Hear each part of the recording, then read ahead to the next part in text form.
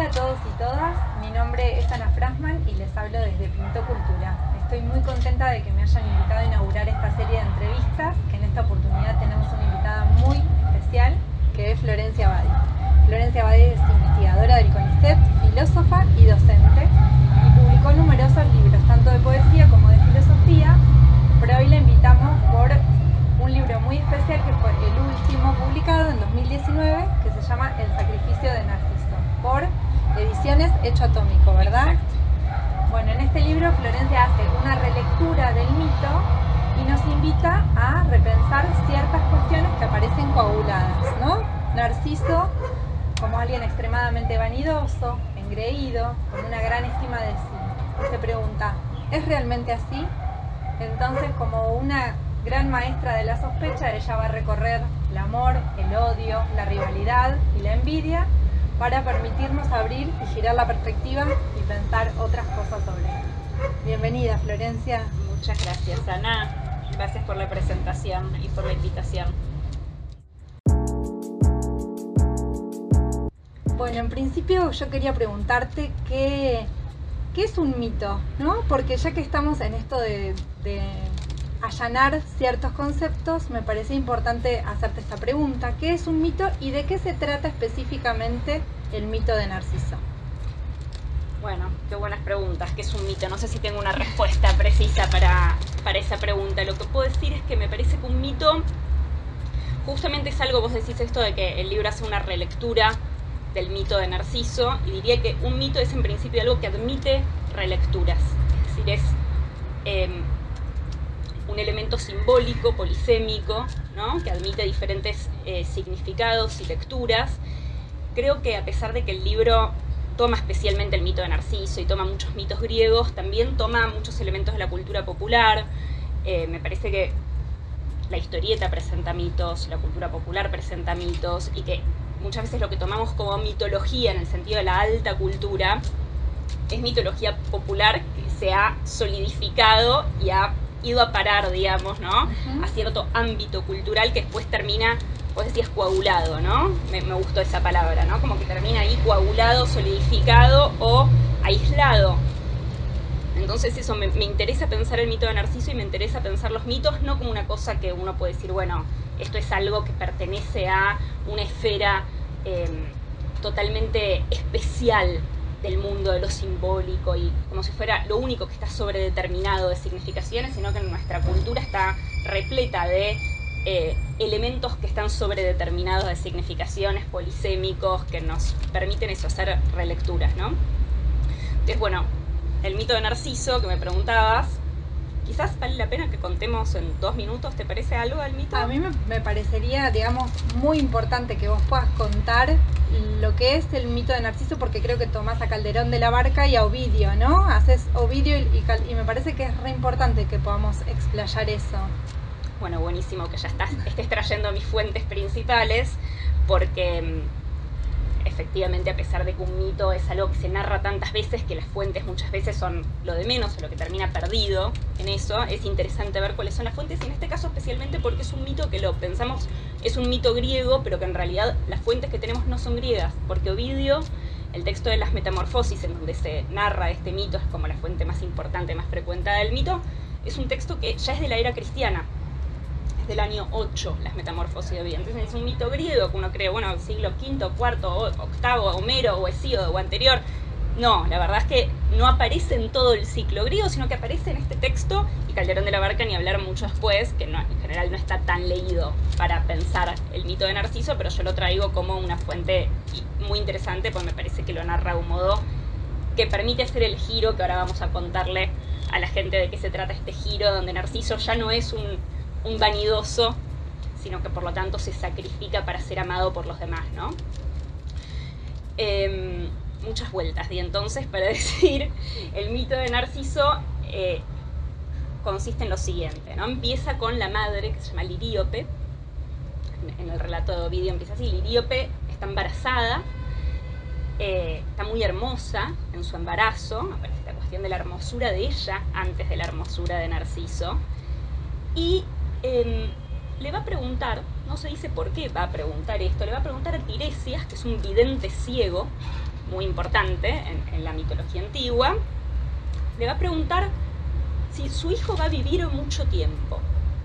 Dice, ¿por qué pregunta si el hijo va a vivir mucho tiempo? ¿No? Podemos preguntarnos esto, ¿cuál es la preocupación por la mortalidad o inmortalidad de ese hijo? ¿No? Y Tiresias le dice, va a vivir mucho tiempo siempre y cuando no se conozca a sí mismo. Está esta profecía. Ilíope se asusta, ¿qué es lo que quiere decir que no se conozca a sí mismo? ¿No? Nosotros ya sabemos que él va a morir cuando vea su reflejo en las aguas de una fuente. Entonces, bueno, se convierte en un cazador muy bello que rechaza a todas las ninfas y a todos los otros cazadores que andan ahí, que se enamoran de él porque es muy bello.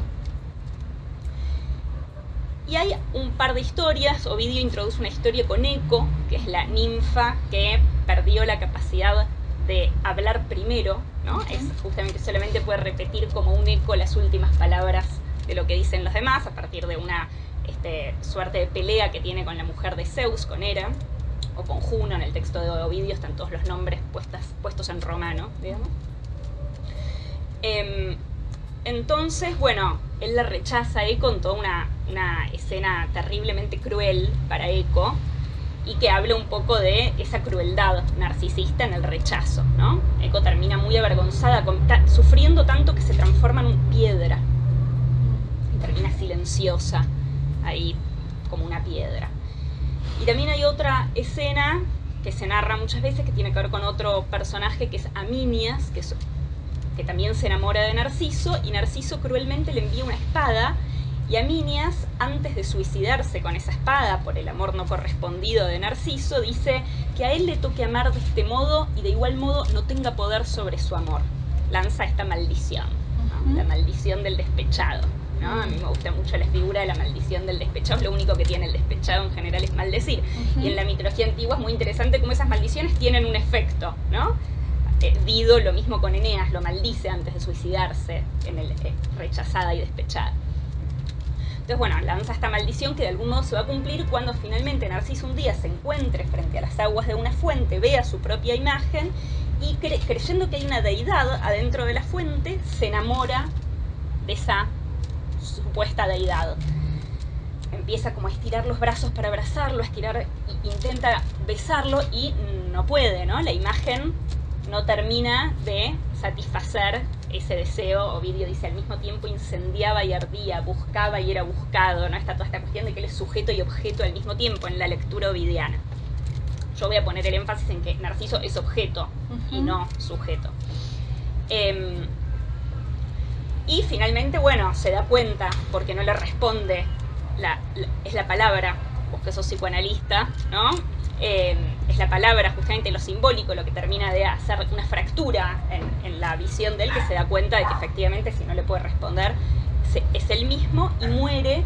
En el caso de Ovidio queda como muerto de inanición, pierde las fuerzas al costado de la fuente, y en la versión más popular él se ahoga y se arroja a esa imagen y muere ahogado, entregado a esa imagen. Que esta es la esencia de la lectura que yo hago de Narciso, que es: Narciso no se ama a sí mismo, sino que en realidad se enamora de la imagen y entrega su vida a esa imagen.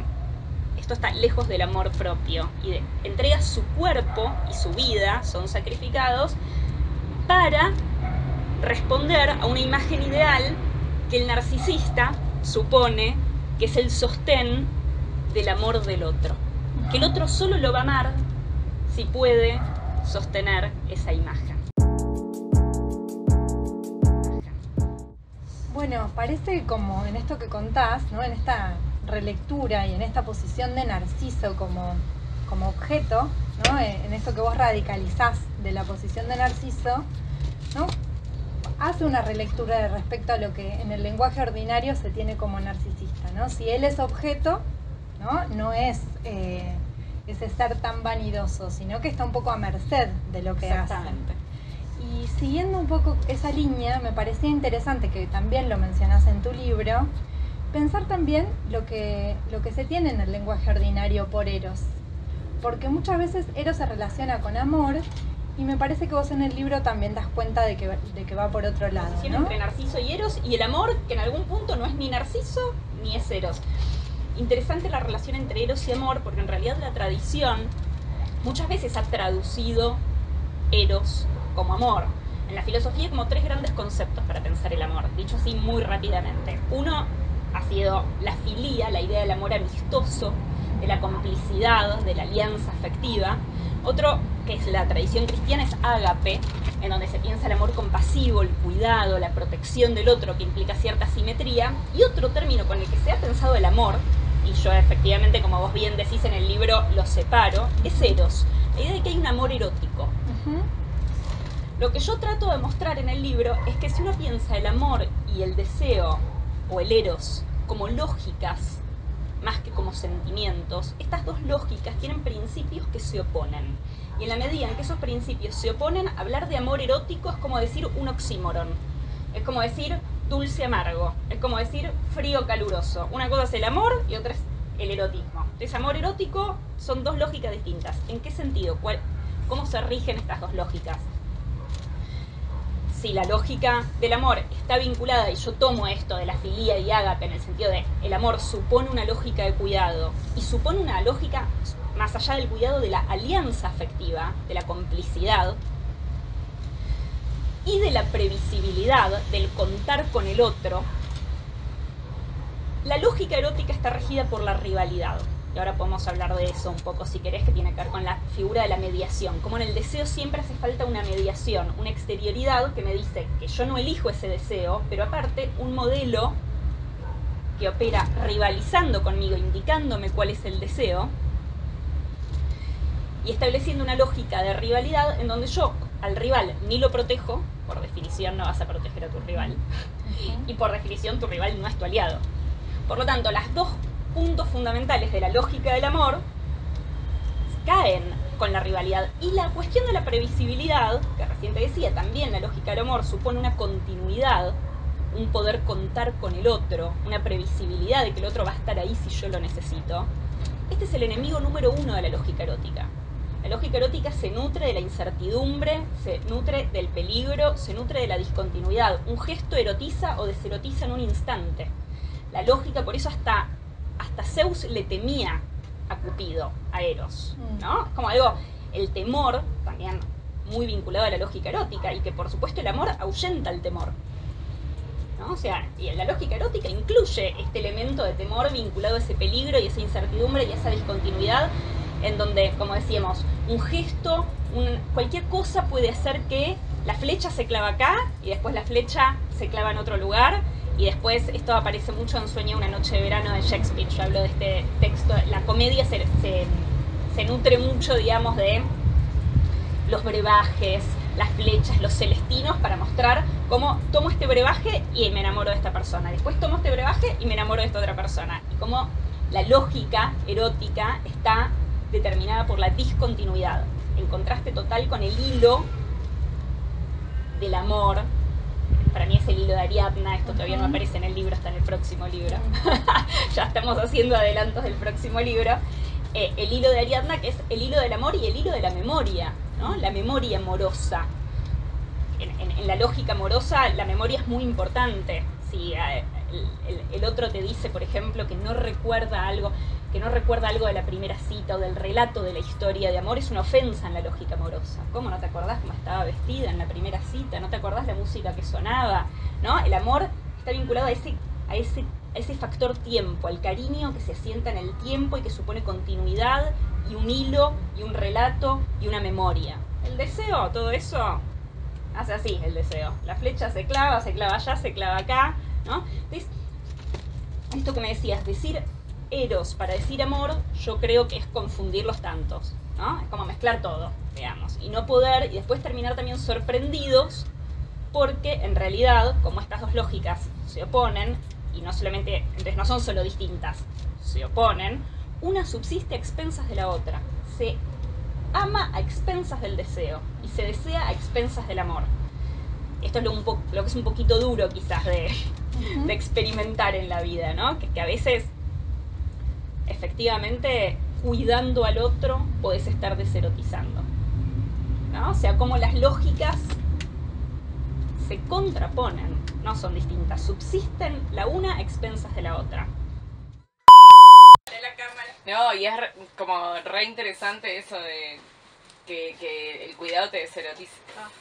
A veces uno, digamos, de las relaciones, por eso es como tipo, bueno, se deserotiza. Entonces hay un amor, pero el deseo... ¿Qué problema ser buena gente? ¿Qué problema la fidelidad, ¿no? La clásica. Y ese es el problema. A mí lo que me parecía muy interesante de la lectura que vos haces es cómo relacionás el deseo con la rivalidad, pero vas un poco más allá y traes el odio a la escena. Y cómo el odio y el amor, ¿no? Parece que son contrarios y en realidad son una paradoja, porque son el reverso el uno del otro. Y eso me parecía que es muy interesante también para traerlo a lo actual, porque con todo lo que está pasando, ¿no? Con la cultura de la cancelación, con todo lo que, ¿no? con los discursos odiantes, darle una vuelta a esto me parecía que era una lectura muy interesante.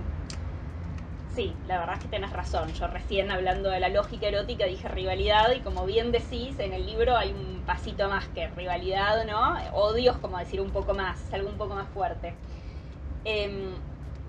Yo creo que el odio tiene que ver con dos cuestiones en relación al deseo. Por un lado, con el hecho de la falta de la libertad, esta exterioridad, esta flecha que se nos clava y que nos, digamos, y que hace que no podemos elegir desear ni lo que deseamos, ¿no? Incluso Eros, el dios del deseo, cuando se enamora de Psique, se clava a sí mismo la flecha. Es decir, si no hay exterioridad, si no hay mediación, si no hay... El deseo es lo impropio, no es lo nuestro, no es mi deseo, sino que es algo que me viene de afuera y que en alguna medida me invade y de lo que yo me defiendo. Por eso quien desea se defiende, nunca se convence. Hay algo invasivo e impropio y de falta de libertad en el deseo, y eso conlleva un odio. Eso conlleva un odio porque es algo que yo no puedo resistir, que se me impone de afuera. Y en este sentido, donde hay pasión erótica, hay odio, que puede estar depositado en la persona que uno desea, que uno odia a la persona que desea, en el caso más franco, más... O se puede depositar se puede desplazar hacia otros objetos, como por ejemplo los padres de esa persona. Mira que está lleno de gente que odia a la suegra, al suegro, a los hijos del otro, a la expareja del otro, ¿no? Es un clásico. Entonces, ese odio, que en realidad tiene que ver con esa falta de libertad, con el hecho de que nos defendemos del deseo, que no podemos resistirlo, se va colocando, depositando, desplazando sobre diferentes objetos. Pero en la lógica erótica, a alguien hay que odiar. No quiere decir que se disfrute odiando. Por supuesto, eso tiene que ver con el aspecto pasional y de sufrimiento. Si hay algo que uno anhela cuando odia, es dejar de odiar. Si hay algo que se sufre, es el odio. Pero bueno, forma parte de ese aspecto del deseo que tiene que ver con que no lo elegimos y que hace a la maldición árabe que yo menciono en el libro, que hay una maldición que dice ojalá te enamores, ¿no? Tiene que ver con esta idea de, bueno, ¿por qué pensamos siempre que el deseo es algo totalmente positivo, que enamorarse es algo lindo, que todo, bueno, es conflicto, el deseo es conflicto, y si es conflicto es porque hay odio. Y después hay un segundo aspecto, que lo digo ahora más despacito, quizás después lo podemos retomar, que tiene que ver con la envidia. El hecho de que el deseo está vinculado a la envidia por varios factores, entre otras cosas porque la envidia opera como una suerte de velo. Si el deseo está vinculado de alguna manera a la falta, ¿no? Uno desea lo que no tiene, la envidia lo que nos hace creer es que hay alguien que tiene todo. Bueno, en definitiva, la envidia entonces funciona eso como un velo que le permite al deseo seguir deseando, ¿no? Funciona como una ilusión en realidad, a pesar de que sea muy triste y desagradable, no se disfruta envidiando, sin duda es como el odio, lo que decíamos, ¿no? Se sufre en eso. Lo cierto es que hay una ilusión en juego, que es la ilusión de que el deseo puede satisfacerse, de que hay alguien que es feliz. Y a pesar de que el envidioso cree que no quiere que sea feliz esa persona que envidia, que le quiere robar lo que tiene, que quiere dañarla, que quiere... Solamente en su imaginación esa persona es feliz. Lo que en realidad necesita sostener el envidioso es que el otro es feliz. ¿Se entiende? Hay algo de eso. Entonces, en ese punto también, ¿es porque envidiamos o es porque somos que nacemos infelices, diría yo? ¿Es porque nacemos infelices? No digo que no se pueda llegar a ser feliz, eso podría llegar a... Pero no es nuestro punto de partida que deseamos. Hay una película de la que yo hablo en el libro que me parece muy buena para pensar esto, que es La Mujer Pantera, que es una película vieja de tesis, así, filosófica fuerte, en donde el personaje se enamora de una mujer que le dice: yo soy pantera. Le dice: en realidad pertenezco a una comunidad felina, si vos me besás yo me transformo en pantera, que es como una suerte de hombre lobo en versión femenina, ¿no? Si vos me besás y aparece el deseo, aparece el instinto asesino, me transformo en pantera y te mato. Y el tipo dice: esta mujer está loca, dice que va a ser pantera. Pero la manda al psiquiatra, etcétera, pero nunca la besa a ella. No sé, mi pregunta cuando veía la película es: ¿por qué no la besa? Si no le cree.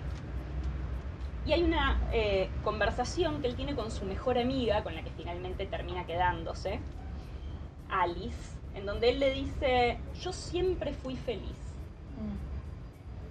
Y uno dice: ahí está el punto por el cual él no la desea. Quien siempre fue feliz no desea. El deseo tiene en su origen a la envidia, a la infelicidad envidiosa.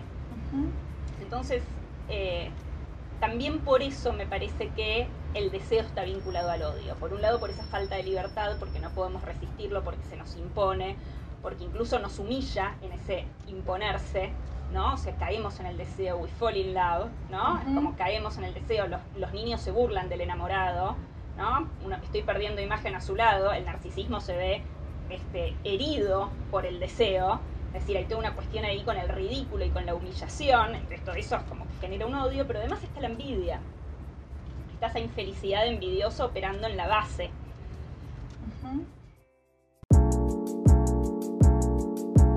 Vos decías los brebajes, los intermediarios, la envidia parecería ser ese intermedio entre el deseo y ese ideal, me gustaría decir, porque la felicidad me parece que no deja de ser ese estado de completud ideal que necesitamos para poder seguir deseando, y cómo la relación que tiene el deseo con el movimiento, ¿no? Creo que Sócrates decía: Eros es falta, ¿no? Y si Eros es ¿no? Es un poco Cupido el que se mueve para llevar ese intermediario, esa flecha, ese brebaje, y cómo esto se contrapone con la posición de Narciso, ¿no? Narciso absolutamente bello, absolutamente completo, autosuficiente. Y creo que en el libro vos traes, para zanjar un poco la cuestión o para mostrar cómo se puede hacer otra cosa, a la figura de Psique, que no, es una mortal, ¿no? No sé si querés contarnos un poco sobre eso para Está buenísimo, ya quería que lo contaras vos. Sí, todo lo que decís, el movimiento, o sea, esto por un lado esta cuestión de cómo funcionan los brebajes, los celestinos, y el deseo como lo que pone en movimiento. Yo creo que eso tiene que ver con algo de la figura de Psique. Psique es la mujer de Eros, ¿no? No sé si ahora ponerme a contar todo el mito, pero hay un elemento importante, que es que él aparece por las noches. Ella está como de algún modo secuestrada, podemos decir, en un palacio, en donde tiene todo. Y él aparece por las noches solamente y tiene sexo con ella en la completa oscuridad. Ella no puede preguntar quién es él, porque él traicionó a la madre para estar con ella. Vamos a, sin contar toda la historia, decir esto: él traicionó a la madre, lo cual es muy importante. El deseo traiciona al amor materno, ¿no? Entonces, bueno, está esta cuestión del enigma, ¿no? Como que ella no sabe que Eros está vinculada a esa oscuridad, a ese sexo en la oscuridad, o todo lo contrario de la belleza narcisista, que está para ser contemplada. Eros es hermoso, pero no se deja ver, ¿no?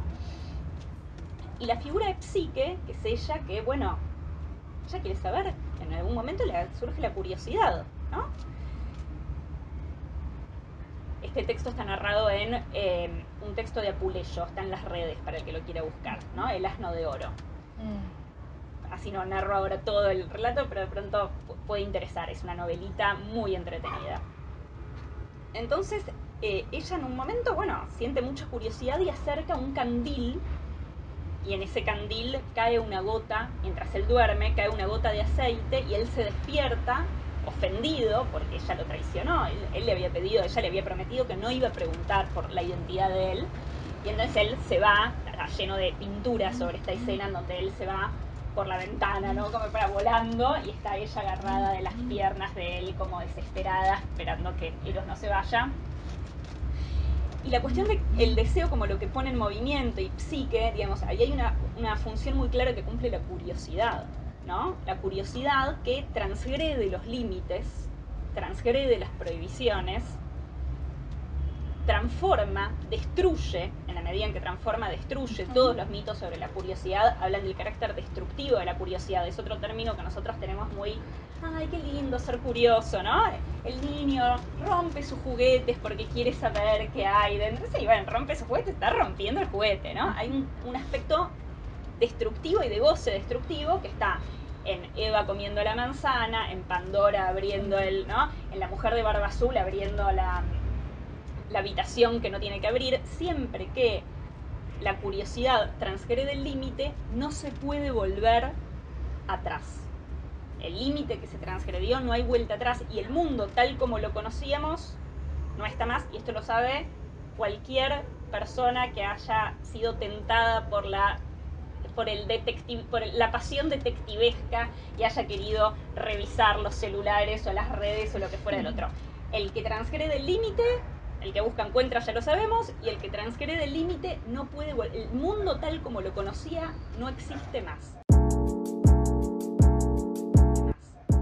Me parece muy actual esto también en el sentido de cómo pensar, ¿no?, la función de las redes sociales en la construcción de la subjetividad, porque Narciso no se enamora de él, sino que se enamora de su propia imagen. Entonces hay algo de la imagen y la relación con lo estático que, bueno, hoy en día, sobre todo con Instagram, que es una red social que tiene que ver mucho con la imagen y con la fotografía y lo estático que queda eso, ¿cómo pensás eso? ¿Qué opinión tenés?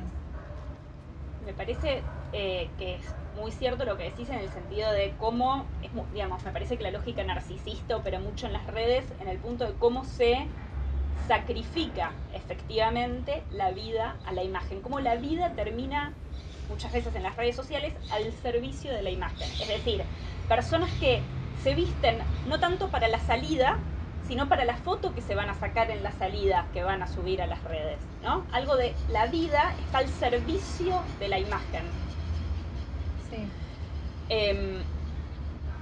Me parece muy importante lo que está pasando a ese nivel de transformación con estas redes, especialmente las de la imagen, y también cómo hay algo del orden de la exhibición que profana algo muy importante de la lógica del amor, ¿no?, de la lógica erótica, que tiene que ver con la intimidad.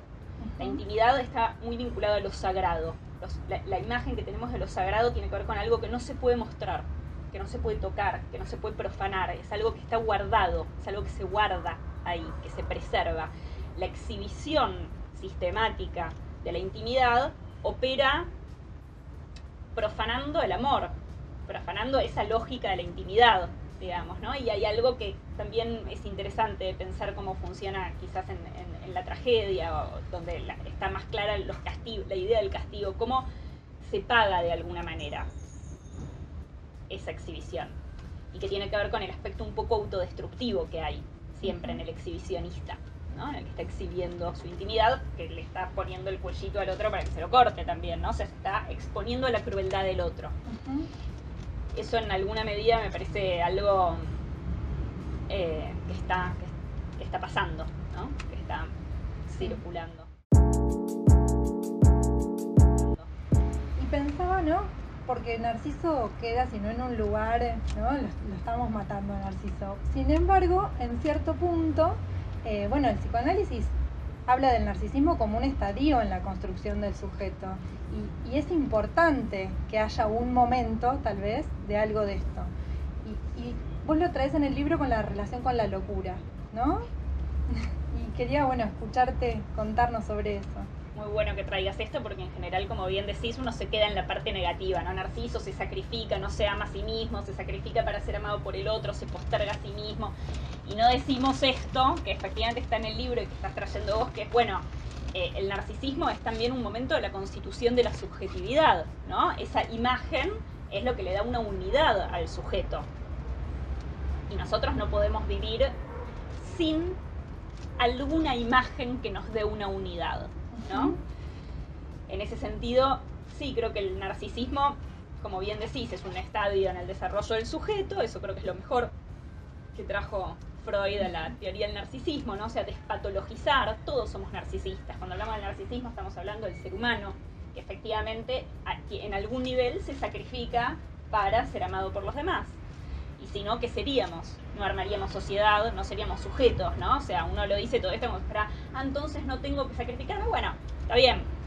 Por supuesto, creo que el narcisismo tiene un camino de la cura, de algún modo, que tiene que ver con dejar de postergarse a uno mismo, priorizarse, etcétera, pero siempre reconociendo que uno hace lazo también desde el narcisismo. Lejos de que el narcisismo sea esta figura del que se muerde la cola a sí mismo, de la mónada, que no, el narcisismo hace lazo en ese querer ser amado por el otro, ¿no? Yo hago una contraposición entre el narcisista y el egoísta.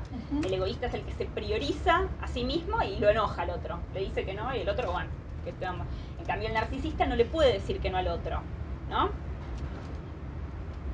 Se posterga, no se prioriza, se posterga para ser amado. Bueno, en ese gesto, tengo un amigo que cuando le mandé el libro, la devolución que me hizo fue Narcisistas del Mundo Unidos.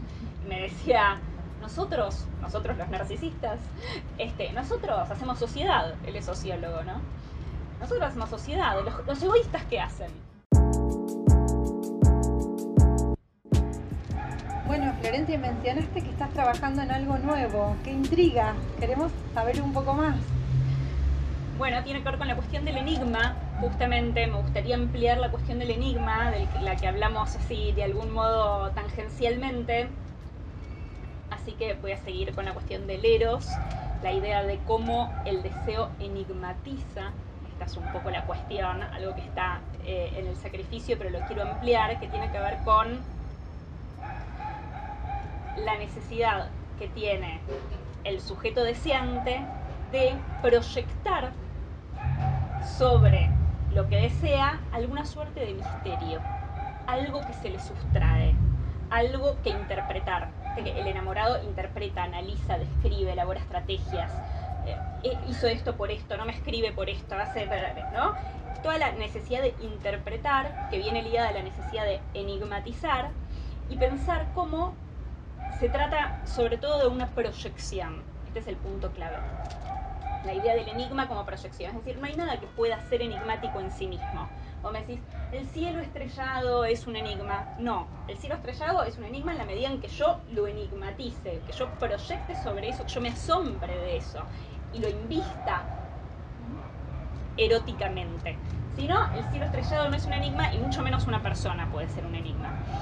Entonces, cómo el deseo enigmatiza y cómo la lógica del amor, por el contrario, va a tener que ver con la posibilidad de que caigan esas idealizaciones, esas proyecciones, esas enigmatizaciones para que el otro pueda aparecer como lo que es, ¿no? En su modo un poco más precario, si se quiere, menos enigmático, y que es lo que tiene que ver con la lógica del amor y la lógica del respeto del amor, ¿no? Ya que hablamos tanto de la curiosidad también, ¿no? Entonces, bueno, hay algo de la lógica del amor, de la cura, digamos, de la alquimia amorosa que tiene que ver con hacer caer las enigmatizaciones. Por ahí va a ir y hay un contrato firmado con una editorial chilena hermosa que se llama Pólvora. Así que bueno, para el 2022 tendremos ahí un librito ansias con los hermanos chilenos. Cuántas ansias de leerlo. Y bueno, te agradezco muchísimo este tiempo. Me parece que es muy importante que pensadoras como vos puedan traernos al lenguaje cotidiano ciertas cosas que solemos decir todos los días y que no sabemos muy bien de qué se está hablando, ¿no? De qué estamos hablando cuando hablamos de amor y otras yerbas. Muchísimas gracias a vos, Ana. Realmente que sé que lo leíste un montón el libro y ya en las conversaciones previas con vos realmente es un placer todo. Un placer para mí también, así que muchas gracias.